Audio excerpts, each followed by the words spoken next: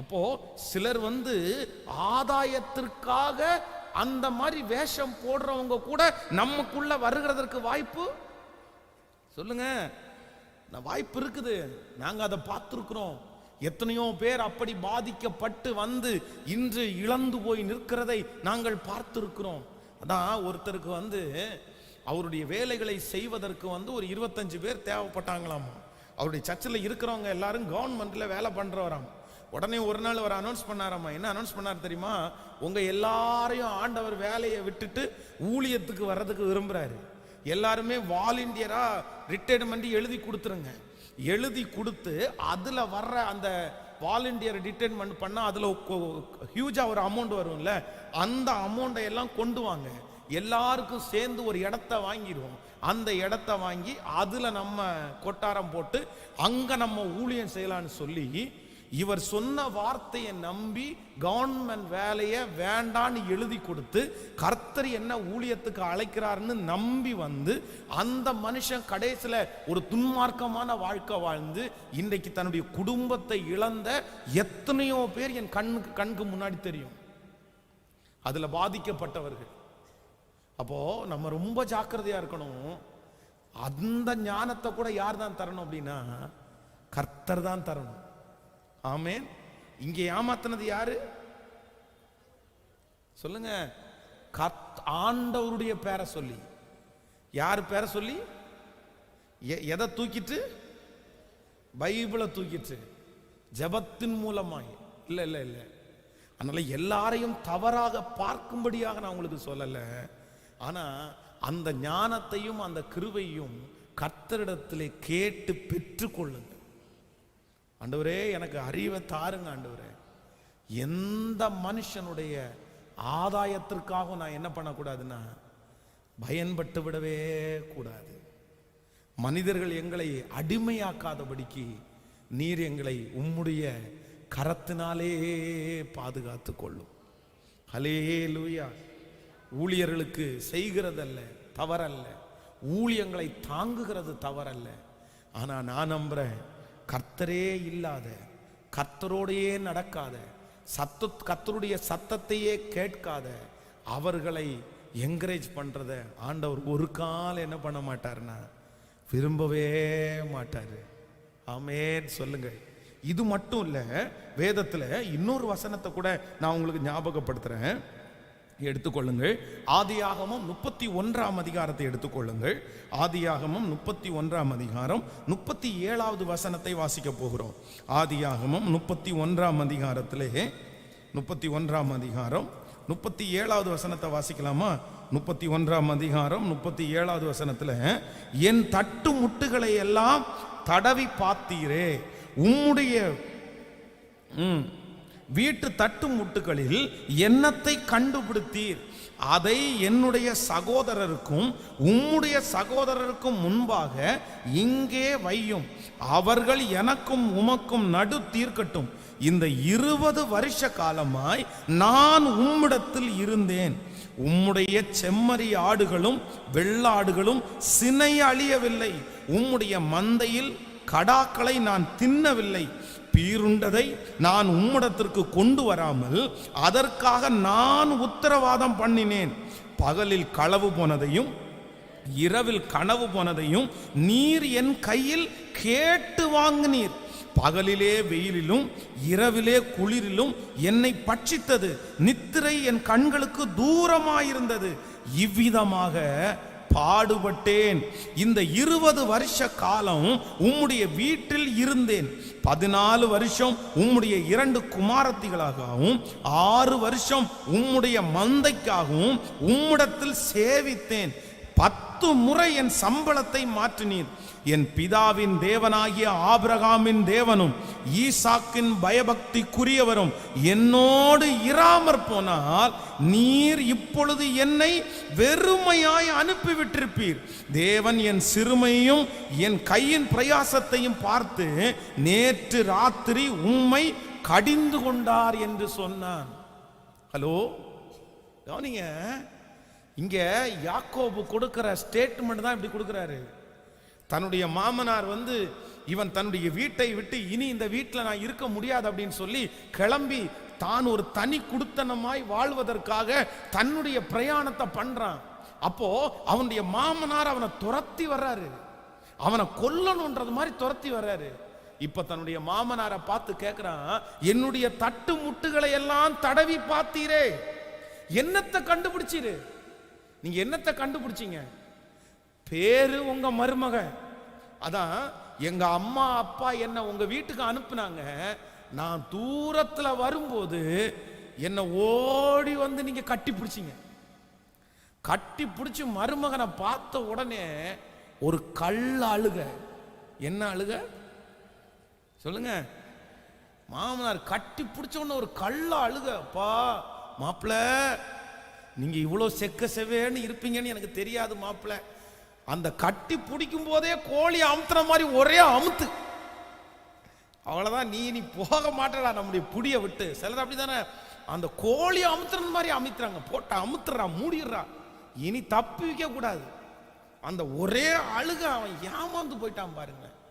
அப்படியே போய் அந்த பிள்ளைங்களை காமிச்சு, 2 பிள்ளைங்க இருக்கிறாங்க, அதுல ஒரு பிள்ளைய நேசிக்கிறாரு. அப்படித்தானே, அவ்வளோ நீ பிள்ளைய தானே ஆசைப்படுற, அதுக்கு ஒரு டயலாக் பேசுறாரு பாருங்க. நான் அந்நியனுக்கு கல்யாணம் பண்ணி கொடுக்கறத விட உனக்கு கல்யாணம் பண்ணி கொடுக்கறது எனக்கு எவ்வளவு பெரிய சந்தோஷம். நீ ஒன்னும் வருத்தப்படாத மாப்பிள்ள, நான் உனக்கு கட்டி வைக்கிறேன் மாப்பிள்ள அப்படின்னு சொல்லி அழகா டிசைன் பண்ணி அவனை மேக்கப் பண்ணி 7 வருஷம் வேலை செஞ்சு முடிச்ச உடனே, மாமா 7 வருஷம் வேலை முடிஞ்சிருச்சு. அப்போவாது என்ன பண்ணிருக்கணும் மாப்பிள்ள, 7 வருஷம் வேலை முடிஞ்சாலும் நீ சின்ன பொண்ணை தான் நீ நேசிக்கிற. இங்க ஊர் வழக்கம் என்னன்னா, பெரிய பொண்ணு இருக்கும்போது சின்ன பொண்ணை கல்யாணம் பண்ணி கொடுக்க முடியாது, பெரிய பொண்ணு அப்படியே நின்றும். அதனால கொஞ்சம் வெயிட் பண்ணு, ஏதாவது ஒரு நல்ல பையனை பார்த்து பெரிய பிள்ளைய கல்யாணம் பண்ணி கொடுத்துருவோம் அப்படின்னு ஃபர்ஸ்டே சொல்ல வேண்டிய மாமா அதுலயும் திட்டம் போடுறான் பாருங்களேன். எவ்வளவு கொடுமைக்கார மாமாவா இருந்திருப்பாரு. இவனை விடக்கூடாதுன்னு நினைச்சா போல, இந்த மாதிரி ஒரு நல்ல பையன் நமக்கு இனி கிடைக்காது, இது என்ன பண்ணாலும் தலையாட்டிட்டு நமக்கு பின்னாடியே வந்துரும்ட்டு நைட்டே கல்யாணம் மாப்பிள்ள, உனக்கு இரவிலே கல்யாணம் அப்படின்னு சொல்லி எல்லாம் அரேஞ்ச் பண்ணி நைட்டோடு நைட்டாக கல்யாணம் பண்ணி முடிச்சு அடுத்த நாள் காலையில் பார்த்தா இவன் நேசித்தது ஒரு பொண்ணு, வந்து நிற்கிறது இன்னொரு பொண்ணு, மூத்த பொண்ணு. மாமா நீங்கள் எதுவும் மாற்றி கீத்தி கட்டி கொடுத்தீங்களா? இல்லை நான் தெரியாமல் பிடிச்சி இழுத்துட்டு வந்துட்டானா? இல்லை இல்லை, அப்புறம்தான் இந்த ஊருடைய வழக்கம் அப்படி. ஏன்னா ரொம்ப அப்செட் ஆகி ஐயோ வாழ்க்கையே முடிஞ்சிருச்சு அப்படின்னு இருக்கும்போது, அதனால என்ன மாப்பிள்ள, ஒன்றும் இல்லை, அடுத்ததை நான் என்ன பண்ணிடுறேன், உனக்கே கல்யாணம் பண்ணி. இப்படிப்பட்ட ஒரு அப்பாவை, எப்படிப்பட்ட ஒரு கொடுமையான அப்பா பாருங்க. லாபானெல்லாம் வந்து நல்ல அப்பாவே கிடையாதுங்க என்னை பொறுத்த அளவில். அதுக்கென்ன இன்னொரு 7 வருஷம் நீங்கள் வந்து வேலை செய்யுங்க. என்னுடைய சின்ன பொண்ணையும் சில சகோதரிகள் வந்து வீட்டை விட்டுட்டு வந்தா கூட அப்பா பெருமையும் அம்மா பெருமையும் பேசாம இருக்கவே மாட்டாங்க. கணவனாருடைய பெருமை உங்களுக்கு தெரியவே தெரியாதுங்க. அந்த அப்பாவுடைய என்னைக்கு தான் பேசுறத விடுவீங்க? உங்க அப்பா பெருமை, உங்க அப்பா நல்லவர் தாங்க, உங்க அம்மா நல்லவர் தான், அதுக்குன்னு உங்க கணவனார் குறைஞ்சவரா? இல்ல உங்க மாமனார் குறைஞ்சவரா? உங்க மாமியார் குறைஞ்சவங்களா? எதுக்கெடுத்தாலும் சில பெண்கள் இருக்காங்க, எங்க அப்பா எங்க அம்மா. ஏன் எந்த அப்பாவும் அவங்க பிள்ளைய நல்லா வளர்த்தலையா? இல்ல நான் சொல்றது உங்களுக்கு, ஹலோ, இல்ல எங்களை எல்லாம் ரொம்ப குறைவா வளர்த்தினாங்களோ? இல்ல எங்க அப்பா சரியில்லை, எங்க அம்மா சரியில்லை, எல்லாம் குறைவா வளர்த்தினாங்க, உங்க அப்பா தான் அவங்களை ரொம்ப நல்லா வளர்த்தினார்ல? வேற எல்லாருடைய அப்பாவும் அவங்க பிள்ளைகளை, எங்க அப்பா என்ன எவ்வளவு கஷ்டப்பட்டு வளர்த்தினார் தெரியுமா? ஆமா, இவங்க அப்பா பக்கத்து வீட்டில் திருடி வந்து வளர்த்தினாரு. இல்ல நான் கேட்கிறேன், பெண்களை பார்த்து கேட்கிறேன், சகோதரிகளை பார்த்து கேட்கிறேன், என்னைக்கு தான் உங்க அம்மா அப்பாவுடைய பெருமையை நீங்க விடுவீங்க? வீட்டில் உட்கார்ந்து அவர் சோறை தின்னுட்டு அப்பா பெருமையை பேசுறது, அவர் சம்பாரிச்சு கொடுத்த சாப்பாட்டை சாப்பிட்டுட்டு எங்க அப்பா பெரிய ஆளு, எங்க அப்பா மீசக்காரர், எங்க அப்பா அந்த நாள்ல, எங்க அம்மா அந்த நாள்ல. நிறைய ஆண்களும் அப்படிதான் இருக்கிறாங்க.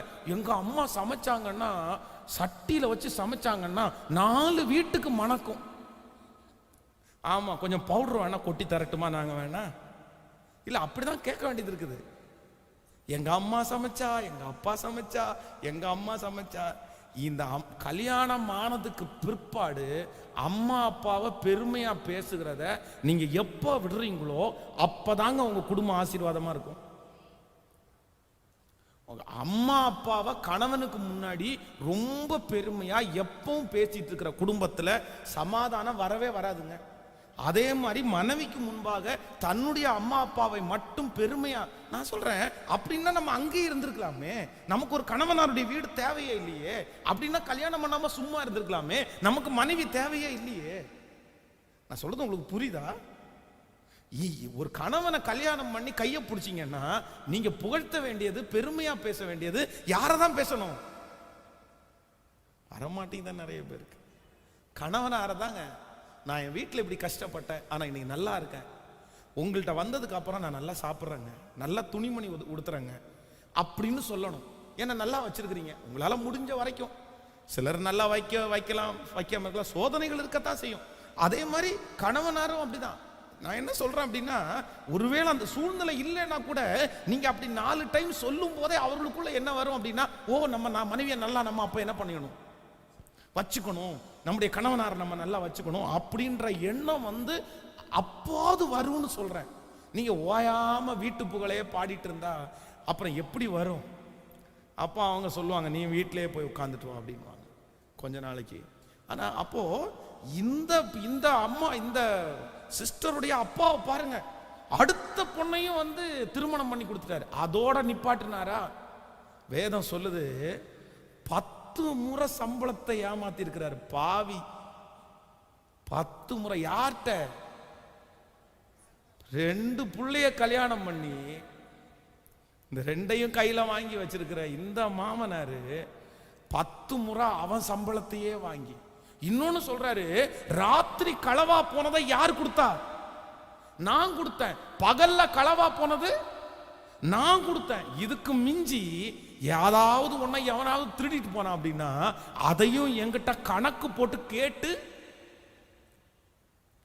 கணக்கு போட்டு, மாமனார் கணக்குல கெட்டி கணக்கு போட்டு கேட்டு வாங்கிட்டாரம்மா.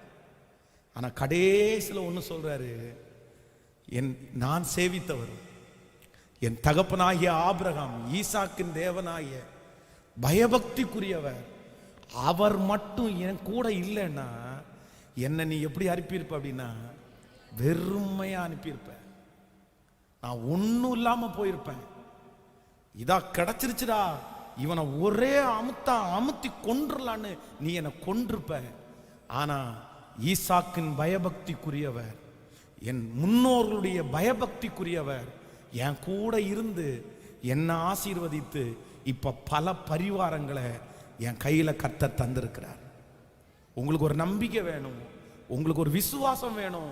நான் நம்புறேன், மனுஷன் ஆதாயத்திற்காக உங்களை ஏமாத்தி கொண்டு போய் உட்கார வச்சு உங்களுடையது எல்லாத்தையும் உரியணும்னு நினைச்சாலும், இஸ்ரவேலின் பயபக்திக்குரியவர் மட்டும் உங்களோடு கூட இருந்தாரானால், இஸ்ரவேலின் நம்பிக்கைக்குரிய தேவன் உங்களோடு கூட இருப்பாரே ஆனால், நான் நம்புகிறேன் அங்கிருந்து நீங்கள் வெறுமையாய் அனுப்பப்படுவது இல்லை. அவங்க உங்களை வெறுமையா அனுப்பணும்னு நினைக்கலாம், அவங்க உங்களை ஒன்னும் இல்லாம அனுப்பணும்னு நினைக்கலாம். ஆனா ஈசாக்கின் பயபக்திக்குரியவர் உங்களை விடவே மாட்டாரு.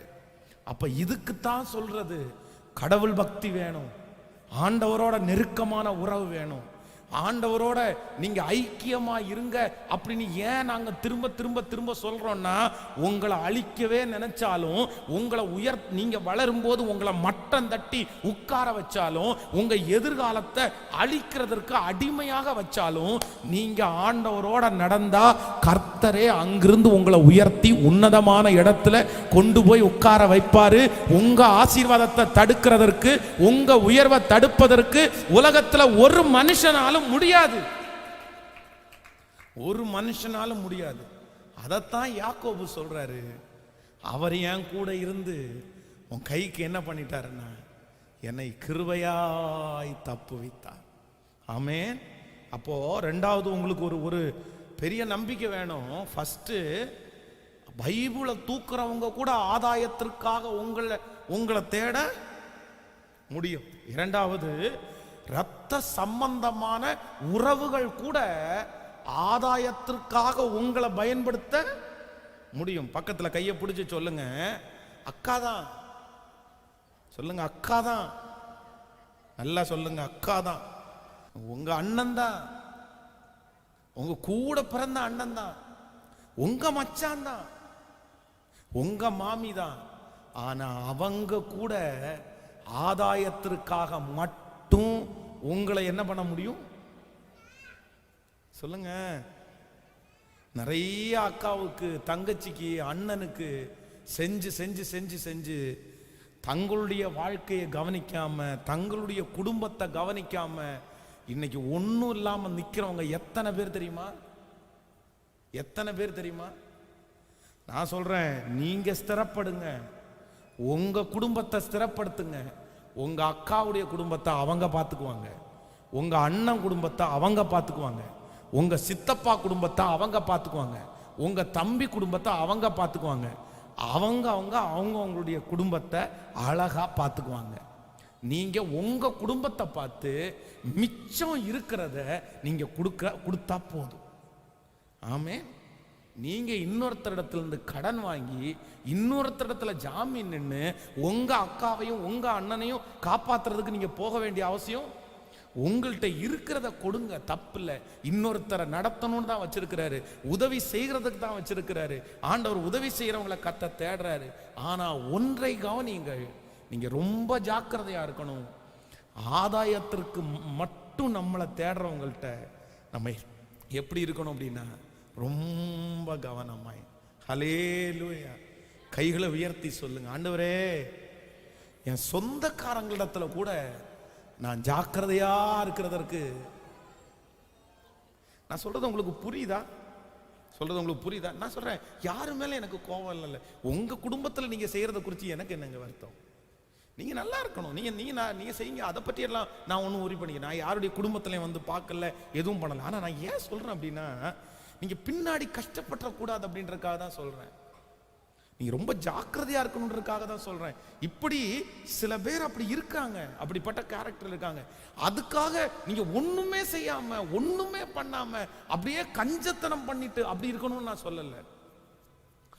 எல்லாத்துக்கும் என்ன இருக்கு அப்படின்னா, ஒரு லிமிட் இருக்குது, ஒரு லிமிட் இருக்குது. அதான் ஆபத்துல உதவுகிறதுக்கு தான் சிநேகிதன், கஷ்டத்துல உதவுகிறதற்கு தான் ஆண்டவர் நம்மளை வச்சிருக்கிறாரு. அவங்களுக்கு ஒரு கஷ்டமா, அவங்களுக்கு ஒரு பாரமா, கை தூக்கி விட முடியுமா?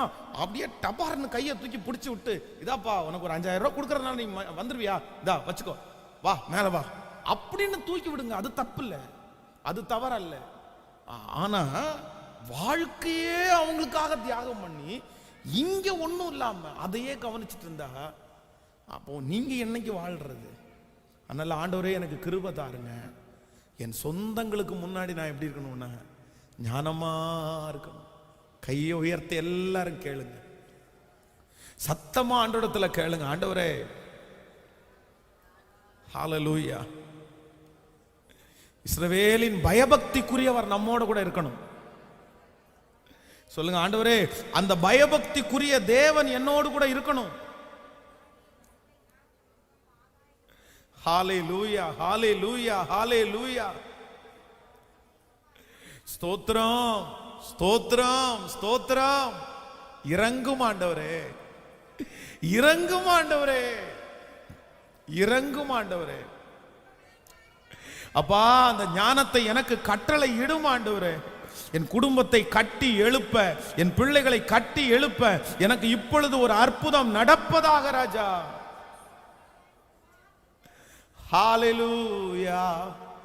எதிரிகளின் சூழ்ச்சிகள், சாத்தானின் தீர்க்கணைகள் எதிர்த்து நிற்க பலன் வேண்டுமே. எதிரிகளின் சூழ்ச்சிகள், சாத்தானின் தீர்க்கணைகள் எதிர்த்து நிற்க பலன் வேண்டுமே.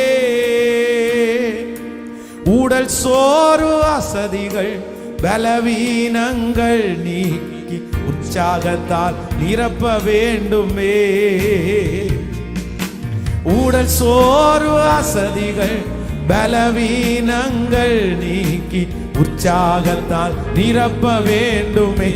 கைகளை உயர்த்தி ஆவியானவரே ஆவியானவரே பரிசுத்த முழு பலத்தோடே ஆவியானவரே சொல்லிக்கொண்டே ஆவியானவரே அப்பா பரிசுத்த ஓ ஆவியானவரே பரிசுத்த ஆவியானவரே. ஹல்லேலூயா. கைகளை உயர்த்தி ஒரு ஹல்லேலூயா சொல்லு. அப்ப ஆண்டவர் எப்படி எதிர்பார்க்கிறார் அப்படின்னா, நாங்கள் ஞான இருதயம் உள்ளவர்களாக வேண்டும். யார ஒரு தேவனுடைய பிள்ளை அடையாளம் கண்டுகொள்ளணும்னா, தன்னுடைய ஆதாயத்திற்காக பயன்படுத்துகிறவர்களை இந்த கடைசி நாட்களில் அடையாளம் கண்டுகொள்ளக்கூடிய ஒரு கிருபையை ஆண்டவர் நமக்கு எல்லாருக்கும் தரணும். அது ஆண்டவருடைய பிள்ளைகளாகிய உங்களுக்கும் எனக்கும் தரணும். ஆமென். சில இடங்களிலே பார்த்தீங்க அப்படின்னா கஷ்டமான வேலை, கடினமான வேலை, உயிருக்கு ஆபத்தான வேலை. அந்த வேலையை செஞ்சா இத்தனை வருஷம்தான் உயிரோட வாழ முடியும். ஆனால் சில மனிதர்கள் பார்த்தீங்கன்னா அந்த வேலையை கையில் எடுத்து ஏதாவது ஒரு பாவப்பட்ட கொஞ்சம் பேரை அப்படியே பிடிச்சி அவங்கள அந்த வேலையில் உட்கார வச்சு அதன் மூலமாய் அந்த மனுஷனுக்கு வியாதி இப்படி தங்களுடைய வாழ்க்கையை இழந்து போனவங்க எத்தனை பேர் தெரியுமா? அப்படிப்பட்ட உலகத்தில் மோசமான மனிதர்கள் இருக்கிறார்கள். ஆண்டவருடைய பிள்ளைகளே, இன்னொருத்தருக்காக உங்க சரீரத்தை கெடுக்காதீர்கள். இன்னொருத்தருக்காக உங்க குடும்பத்தை கெடுத்துக்காதீங்க. இன்னொருத்தருக்காக உங்க மனசை கெடுத்துக்கவே வேண்டாம். ஹல்லேலூயா. அப்போ இன்னைக்கு முழுக்க நீங்க எதுக்காக ஜெபிக்கணும்னா, நான் சொல்றது எல்லாமே ஜெப குறிப்பு. இந்த 21 நாட்களும் இந்த ஜெப திருவிழா எதற்காக நம்ம ஏற்பாடு பண்ணியிருக்கிறோம் அப்படின்னா, நான் வெறும் செய்தியே ஏன் சொல்றேன் அப்படின்னு சொன்னா, நீங்க இதெல்லாம் ஜெப குறிப்பா வச்சு இந்த 21 நாட்களும் ஜெபம் பண்ணணும். மனுஷனை குறித்து மட்டும் நீங்க சரியா அறிஞ்சிட்டீங்க அப்படின்னா, நான் நம்புறேன் இந்த உலகத்துல நீங்க ஜெயிச்சிருவீங்கன்னு எனக்கு தெரியும். ஆமேன். மனுஷனை குறிச்ச அறிவை வேதத்துல ஆண்டவர் பல இடங்களிலே அழகாய் எழுதி வைத்திருக்கிறார். ஒரு வாலிபன் மனுஷனை குறிச்சு அறிஞ்சிட்டான் அப்படின்னா அந்த வாலிபன் இடறவே மாட்டான். எந்த மனுஷனும் உங்களை காயப்படுத்தவே முடியாது. மனுஷனால வர்ற 90% பிரச்சனை, நான் சொல்றேன், மனுஷனை குறிச்ச அறிவு வந்துச்சுன்னா உங்களுக்கு ஸ்டாப் ஆயிடும். மனுஷனை இப்போ உங்களை சுற்றி சுற்றி இருக்கிற பிரச்சனை முழுக்க முழுக்க மனுஷனை வச்சு தானே இருக்குது. மனுஷன் தானே உங்களுக்கு எதிரியாளியா நின்றுக்கிறான். நான் நம்புறேன், அறிஞ்சுக்குங்க, 90% பிரச்சனை உங்களுக்கு இருக்கவே இருக்காது. கடைசியாக ஒரு சம்பவத்தை கூட சொல்லி நான் ஜெபித்து முடிக்கிறேன். நியாயாதிபதிகள் 14ஆம் அதிகாரத்தை எடுங்கள். நியாயாதிபதிகள் 14ஆம் அதிகாரம் 15வது வசனத்தை எடுக்க போறோம். நியாயாதிபதிகள் 14ஆம் அதிகாரத்திலே 14ஆம் அதிகாரம் 15வது வசனத்தை வாசிக்கலாமா சேர்ந்து? 15வது வசனம். 7ஆம் நாளிலே அவர்கள் சிம்சோனின் பெண் சாதியை பார்த்து, உன் புருஷன் அந்த விடுகதையை எங்களுக்கு விடுவிக்கும்படிக்கு நீ அவனை நயம் பண்ணு, இல்லாவிட்டால் நான் உன்னையும் உன் தகப்பன் வீட்டையும் அக்னியினால் சுட்டரித்து போடுவோம். எங்களுக்குள்ளவைகளை எல்லாம் பறித்து கொள்ளவா எங்களை அழைத்தீர்கள் என்றான்.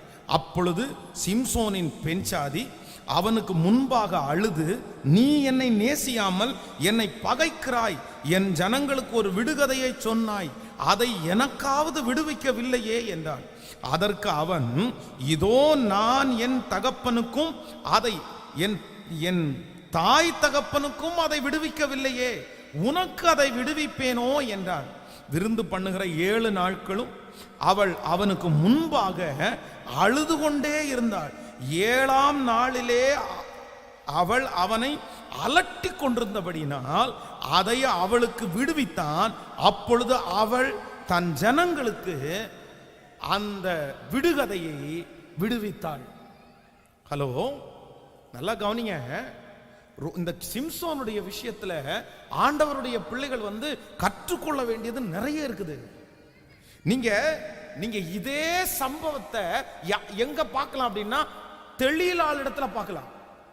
இது முன்னாடி, இது ஃபர்ஸ்ட் கட்டின, இது ஃபர்ஸ்ட் ஒரு பொண்ணு. இந்த பொண்ணை அவன் நேசித்தான், இந்த பொண்ணை அவன் விரும்பினா. இப்போ அந்த பொண்ணுடைய வீட்டுக்கு போறான். அந்த வீட்டில் ஒரு ஃபங்க்ஷன் நடக்கும்போது அங்க அந்த பொண்ணுடைய சொந்தக்காரங்க எல்லாம் வந்திருக்கிறாங்க. உடனே இவன் மாப்பிள்ள அப்படின்ற அந்த கெத்தை காமிக்கிறதுக்காக இவன் ஒரு விடுகதையை அங்க வைக்கிறான்.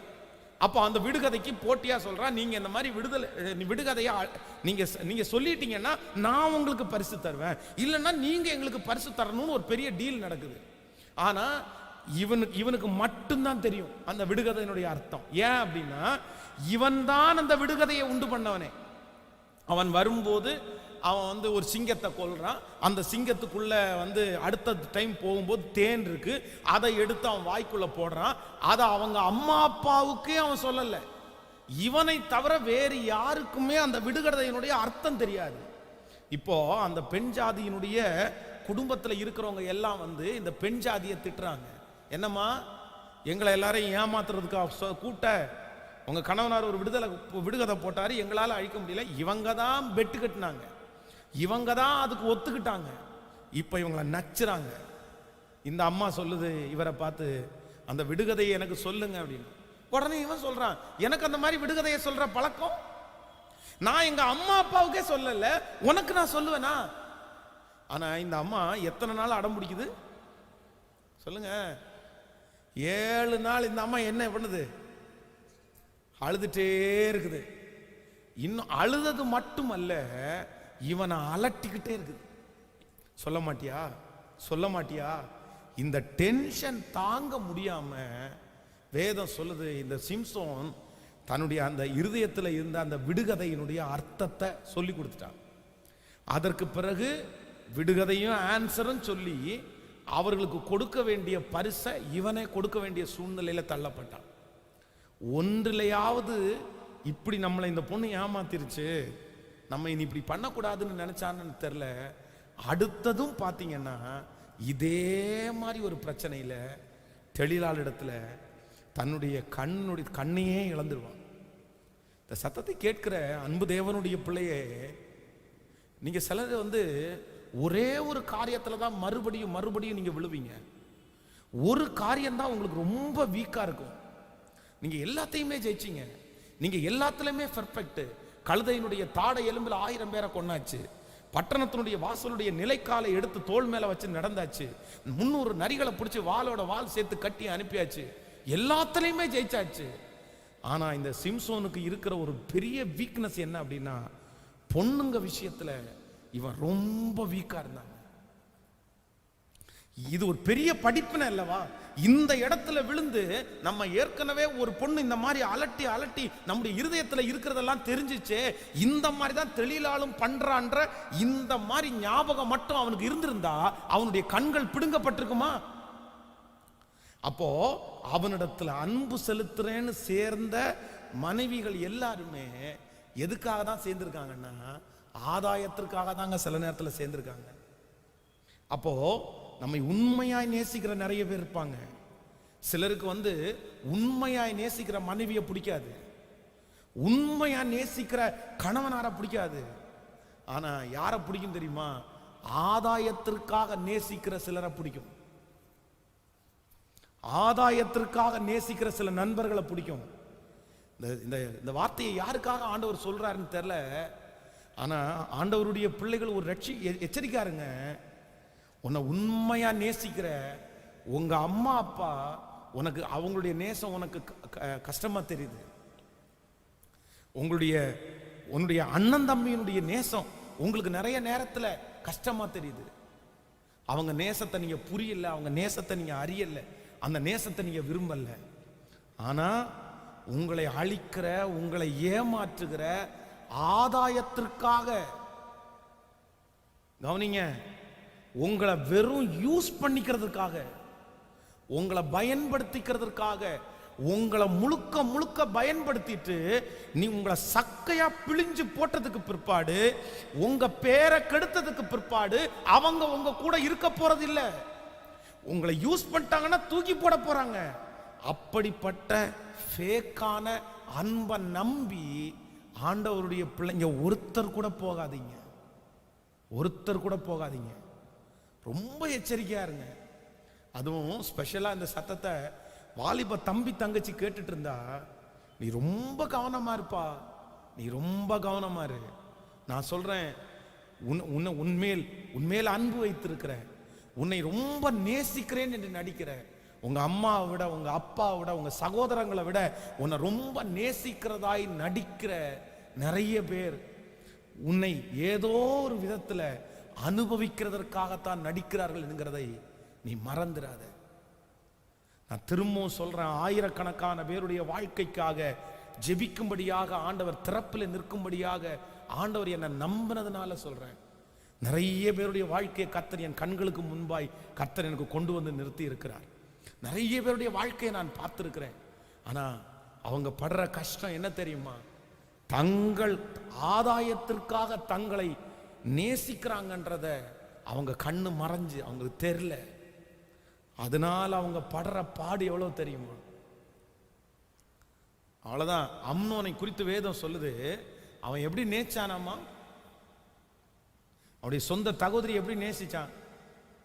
ஒரே ஒரு பணியாரத்தை வந்து என் வீட்டில் சுட்டு கொடுக்கட்டும், ஒரே ஒரு பணியாரத்தை, அவ்வளோ பாசம்.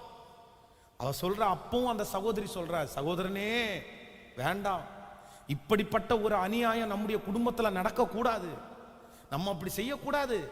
ஒருவேளை அப்படி உனக்கு நான் தான் உனக்கு வேணும் அப்படின்னா நீ ஒன்னும் அவசரப்படாத, அப்பாட்ட கேளு, நான் உன்னை கல்யாணம் பண்ணிக்கிறேன்.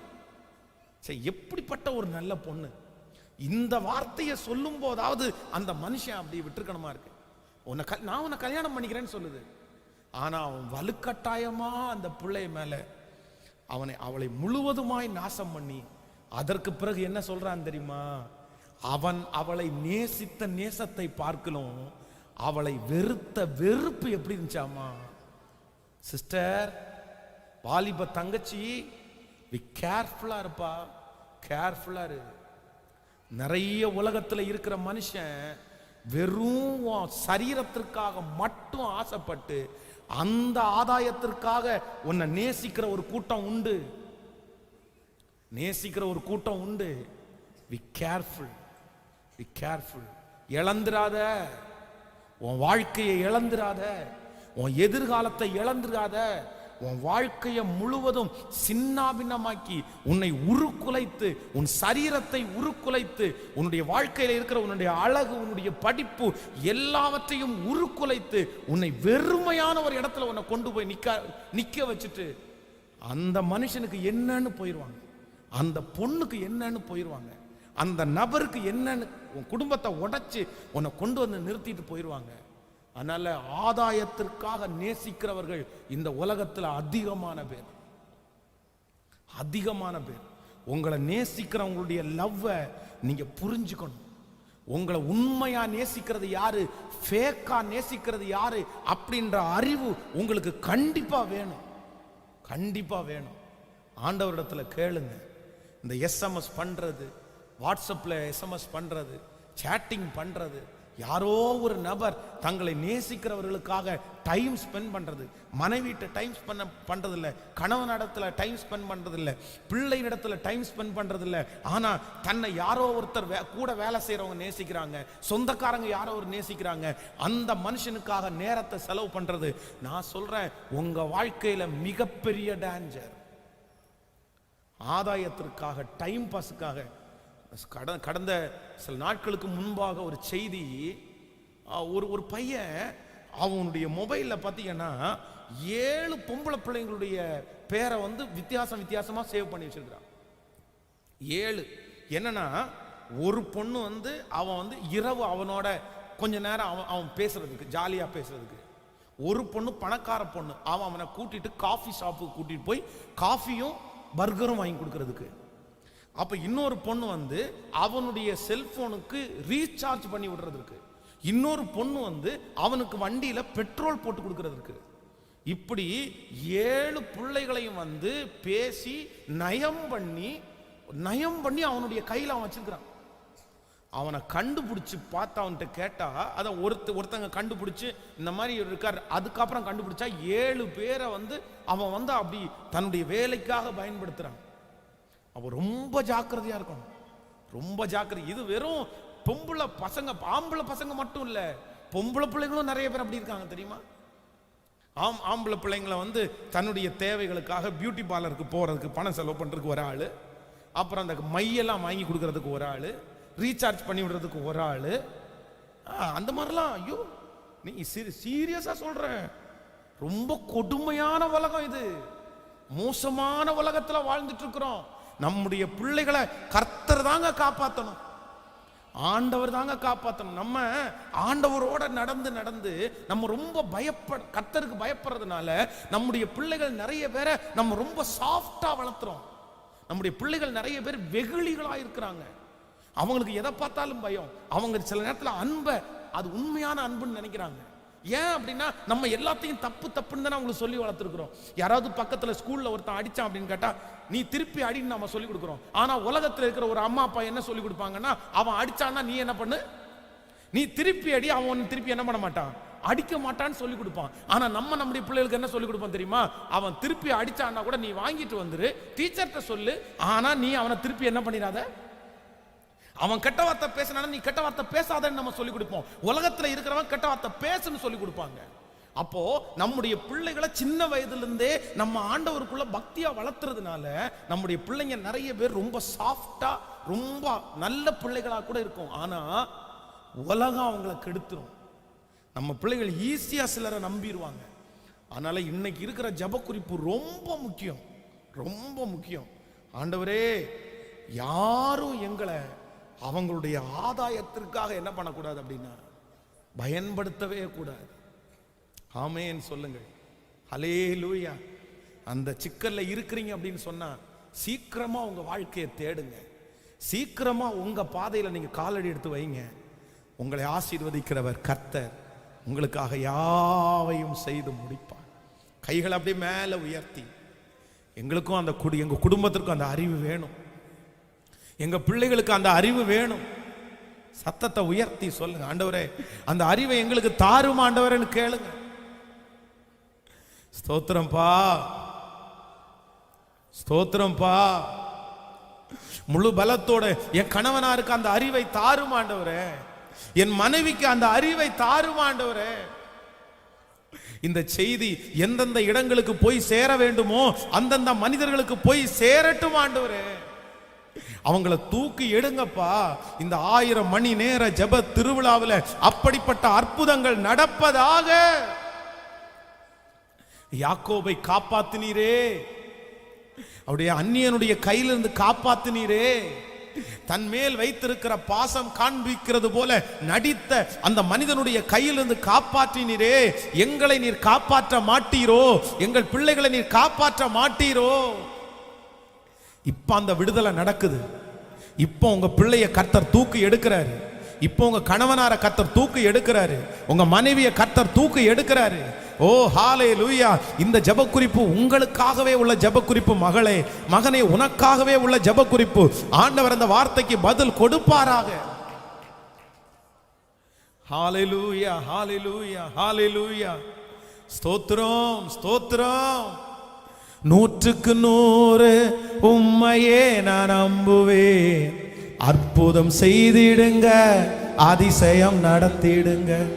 100க்கு 100 உம்மையே நான் நம்புவேன். அற்புதம் செய்திடுங்க, அதிசயம் நடத்திடுங்க. மனிதர்கள் முன்பாக தலைகுனிந்து போகாமல் உதவி செஞ்சிடுங்க, உயர்த்தி வச்சிடுங்க. மனிதர்கள் முன்பாக தலைகுனிந்து போகாமல் உதவி செஞ்சிடுங்க, உயர்த்தி வச்சிடுங்க. உம்மைத்தான் நான் நம்பி இருக்கேன், அற்புதங்கள் எனக்கு செய்யுங்கப்பா. உம்மைத்தான் நான் நம்பி இருக்கேன், அற்புதங்கள் எனக்கு செய்யுங்கப்பா. என் நம்பிக்கையே உமக்கு ஸ்தோத்திரம், என் புகலிடமே உமக்கு ஸ்தோத்திரம். என் நம்பிக்கையே உமக்கு ஸ்தோத்திரம். என் புகலிடமே உமக்கு. இப்ப கரங்களை மேல தட்டி உம்மைத்தான் நான் நம்பியிருக்கேன். எனக்கு செய்யுங்கப்பா. உம்மைத்தான் நான் நம்பியிருக்கேன். அற்புதங்கள் எனக்கு செய்யுங்கப்பா. ஹல்லேலூயா. கைகளை உயர்த்தி ஹல்லேலூயா சொல்லு. சத்தமாய் ஒரு ஹல்லேலூயா சொல்லு. வாலிப தம்பிங்க எல்லாரும் கவனிக்கணும். என்ன அப்படின்னா, உங்களுக்கு ஃப்ரெண்டு வேண்டான்னு சொல்லல. நீ கொஞ்சம் ரிலாக்ஸேஷன் பண்ணுவதற்கு, உன்னை புரிஞ்சுக்கிறதற்கு ஒரு நண்பனை வச்சுக்கிறது தவறல்ல. ஒரு நல்ல ஆவிக்குரிய, நல்ல ஒரு விசாலமான மனப்பான்மை உள்ள ஒரு நண்பனை வச்சுக்கலாம். ஆனா ஒண்ணு மட்டும் நீ ரொம்ப ஜாக்கிரதையா இரு. உன் நண்பன் உன்னுடைய உயர்வை விரும்புற நண்பனா இருந்தா பரவாயில்ல. நான் தப்பு பண்ணிருக்கிறேன், நீயும் தப்பு பண்ணு. நான் இந்த பாவம் செஞ்சுட்டேன், நீயும் பாவம் பண்ணு அப்படின்னு உன்னை இழுக்கிறவனா இருப்பானே. ஆனால் நான் சொல்றேன், அந்த நண்பன் நல்ல நண்பன் அல்ல. அவன் நல்ல நண்பன் அல்ல. அவங்க முன்னேறிடுவாங்கப்பா. அவன் எப்படியாவது முன்னேறிடுவான். அதான் அவன் திருடியாவது பழச்சிடுவான். அவன் 10 பேரை ஏமாத்தியாவது பழச்சிடுவான். ஆனா உனக்கு திருட தெரியாது, உனக்கு ஏமாத்த தெரியாது. ஏன்னா உனக்குள்ள ஆண்டவர் பயம் இருக்குது. அதனால நாளைக்கு துன்பப்பட்டு நிக்கிறது யார் தான் நிப்பேன்னா, நீ தான்ப்பா நிப்ப. நீ அநேக கிறிஸ்தவ தம்பிங்க அப்படிதான், வாலிப தம்பிங்க அவங்க ஏமாத்தி கூட படிக்கிற ஃப்ரெண்ட்ஸ் எல்லாம் மேல ஆயிட்டாங்க. ஆனா இவன் இன்னைக்கு ஒன்றும் இல்லாம உட்காந்துக்கிறதுக்கு காரணம் என்னன்னா, தன் ஆதாயத்திற்காக பயன்படுத்துகிற கூட்டம். உன் நண்பன் உன்னை அவன் ஆதாயத்திற்காக பயன்படுத்துவதற்கு நீ விட்டுறவே கூடாது. அதான் நான் இந்த சம்பவத்தை சொல்லி ஜெபித்து முடிக்கிறேன். இது உங்களுக்கு சொல்லி இருக்கிறேன். ஒரு சிலருக்கு இது புதுமையா இருக்கலாம். எங்க ஊர்ல ஒரு கிணறு, வத்தாத கிணறு, எல்லா இடத்துலையும் தண்ணீர் வற்றினாலும் அந்த கிணத்துல மட்டும் தண்ணீர் வற்றவே வற்றாது. ஒரு நாள் திடீர்னு பார்த்தா அந்த கிணத்துக்குள்ள ஒரு பெரிய விஷ பாம்பு உள்ள கிடக்குது. ரொம்ப ஆழமான கிணறு. உள்ள பாம்பு கிடக்கிறதுனால யாருமே கிணத்துக்குள்ள இறங்க மாட்டேங்கிறாங்க. கிணத்துல வேலை செய்யறவங்க, கிளீன் பண்றவங்க யாரையோ கொண்டு வந்து பார்த்தாங்க. எல்லாருமே பாம்பு கிடக்கிறத பார்த்த உடனே வேண்டாம், எங்களுக்கு வேண்டாம் அப்படின்னு உட்காந்துட்டாங்க. எங்க ஊர்லயே ஒரு குடிகாரன் இருந்தான். அவன் அந்த கிணத்துல இறங்குறதுக்கு, அவன் கிணத்துல இறங்கி ஏறுவான். அந்த குடிகாரனை அந்த ஊர்ல இருக்கிற 4-5 பேர் சேர்ந்து அவனுக்கு நல்லா குடிக்க வாங்கி கொடுத்து அவன் முன்னாடி வச்சு அவனை புகழ்ந்து, டே உனக்கு என்னடா மாப்பிள்ள, நீ எப்படிப்பட்ட சிங்கத்தையும் கிழிச்சிருவாடா, உனக்கு என்னடா பாம்பு பெருசு இப்படின்னு சொல்லி அவன் அப்படியே புகழ்த்தி உடனே அவன் சொல்றான், நான் இறங்குறா. கயிறை கட்டி கீழே இறக்கி விட்டு உள்ள போய் பாம்பை அவனுடைய டவல் வச்சு பாம்பை பிடிச்சிட்டார். பாம்பை பிடிச்சி கையில கட்டி மேலே ஏறாரு ஒவ்வொரு படிக்கட்டா. பாம்பு உள்ள எப்படி நெளியாம இருக்கும்? பாம்பு உள்ள நெளிஞ்சு மேலே வரும்போது இவர் கால், அங்க இருக்கிற கிணற பார்த்தீங்க அப்படின்னா 2 கால் 2 குழிக்குள்ள இருக்கும், 2 கை இப்படி இருக்கும். அப்படிதான் ஏறி தான் வரணும் மேலே, அப்படிதான் வருவாங்க. அப்போ இவர் 2 காலையும் வச்சுட்டு கையை விட்டுட்டு நம்ம நிக்கலாம். அந்த கையில குடி போதை வேற.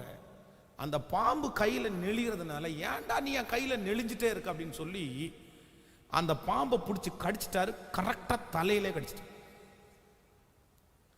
கடிச்சிட்ட உடனே அந்த பாம்பு அப்படியே அமைதியாக உட்காந்துச்சு. மேலே வந்து அந்த அந்த கிணத்துலேருந்து ஏறி வந்த அடுத்த 2 நிமிஷத்துல வாயில அப்படியே நுர தள்ளி அங்கேயே அந்த மனுஷன் செத்து விழுந்தான். நடந்த சம்பவங்க, செத்து விழுந்துட்டான். எல்லாரும் யாரை திட்டினாங்க தெரியுமா? சாராயம் வாங்கி கொடுத்தவங்கள திட்டலைங்க, அந்த மனுஷனை தாங்க திட்டினாங்க. அறிவில்லாத துரோகி, அறிவில்லாத பாவி, வீணா போயிட்டான். செத்து கூட அந்த மனுஷன் நல்ல பேர் வாங்க முடியலங்க. அங்க இருக்கிற அத்தனை மனுஷனுக்காக அந்த மனுஷன் செத்தாங்க. அப்போ அவன் செத்ததுனால தான் அந்த ஊர்ல இருக்கிற அத்தனை பேர் நல்ல தண்ணி குடிக்கிறாங்க. இல்லைன்னா அந்த ஊர்ல இருக்கிற யாருக்குமே தண்ணி இல்லை. ஆனா அவன் செத்து போனதை பார்த்து அறிவில்லைன்னு திட்டுறாங்க அவனை. அப்போ கடைசியில் நம்மளை தாங்க எல்லாரும் திட்டுவாங்க. அதனால ஆண்டவரிடத்துல கேட்கணும், எனக்கும் என் பிள்ளைகளுக்கும் ஒரு மனுஷனை குறிச்ச ஒரு அறிவை தாங்க. ஆதாயத்திற்காக எங்களை தேடி வர்றவங்களை நாங்க என்ன பண்ணணும்னா, ஜாக்கிரதை பிரதர், ஜாக்கிரதை சிஸ்டர். ஆதாயத்திற்காக தேடி வர்ற ஒருத்திக்காக உங்க குடும்பத்தை இழந்துடாதீங்க. ஒருத்தனுக்காக உங்க குடும்பத்தை இழந்துடாதீங்க. உங்க பிள்ளையை இழந்துடாதீங்க. உங்க எதிர்காலத்தை இழந்துடாதீங்க. உங்கள்கிட்ட வாங்க வேண்டியதை வாங்கிட்டா உங்கள்கிட்ட ஒன்றும் இல்லைன்னு தெரிஞ்சதுக்கு அப்புறம் உங்களை தூக்கி போட்டுட்டு போயிட்டே இருப்பாங்க. ஆண்டவரே, எனக்கு அப்படியே ஆதங்கமா இருக்கு, எனக்கு அப்படியே அழுகையா இருக்கு. எப்படியாவது ஆண்டவர் உங்களை காப்பாற்றணும். இந்த சத்தத்தை கேட்கிற பிள்ளைகளை காப்பாற்றணும். நீங்க நிறைய பேர் தெரிஞ்சவங்க, ஆனா உங்க பிள்ளைகளை ஆண்டவர் காப்பாற்றணும். நீங்க திறப்புல நில்லுங்க. இந்த ஜெப குறிப்புக்காக திறப்புல நில்லுங்க. ஆண்டவரே, என் பிள்ளைய ஆதாயத்துக்காக யாரும் பயன்படுத்தக்கூடாது. என் மகனை பயன்படுத்தக்கூடாது. ஒருவேளை இந்த சத்தத்தை கேட்கிற யாரோ ஒருத்தருடைய குடும்பத்தில் இது அப்படியே நடந்து கொண்டிருக்கலாம். பாஸ்டர், நீங்க சொல்றது அப்படியே என் குடும்பத்தில் நடக்குது. என் கணவனார் அப்படியே திசை திருப்பி கொண்டு போறாங்க, என் மனைவியை திசை திருப்பி கொண்டு போறாங்க, என் பிள்ளைய திசை திருப்பி கொண்டு போறாங்க. ஓ ஹalleluya! கர்த்தரே உங்களுக்கு இரக்கம் பாராட்டுவார். கைகளை உயர்த்தி, இயேசுவே, இந்த ஜெப திருவிழாவிலே அவருடைய மகிமை இறங்கட்டும் உங்க மேல. கேளுங்க, வைராக்கியத்தோட கேளு. உங்க வாலிப மகனுக்காக திறப்புல நில்லுங்க தாயே. பிரதர், உங்க வாலிப பையனுக்காக திறப்புல நில்லுங்க. நீங்க அப்படிதானே பிரதர் கெட்டு போனீங்க, நீங்க அப்படிதானே சிஸ்டர் கெட்டு போனீங்க. ஆனா உங்க பிள்ளைக்கு அப்படி நடக்க கூடாது. கெஞ்சுங்க, கெஞ்சுங்க. உங்க கணவனாருக்காக திறப்புல நில்லுங்க. ஹalleluya! உங்களை தான் நான் நம்பி இருக்கிறேன் ஆண்டவரே. ஆண்டவரே, உங்களை தான் நம்பி இருக்கிறேன்.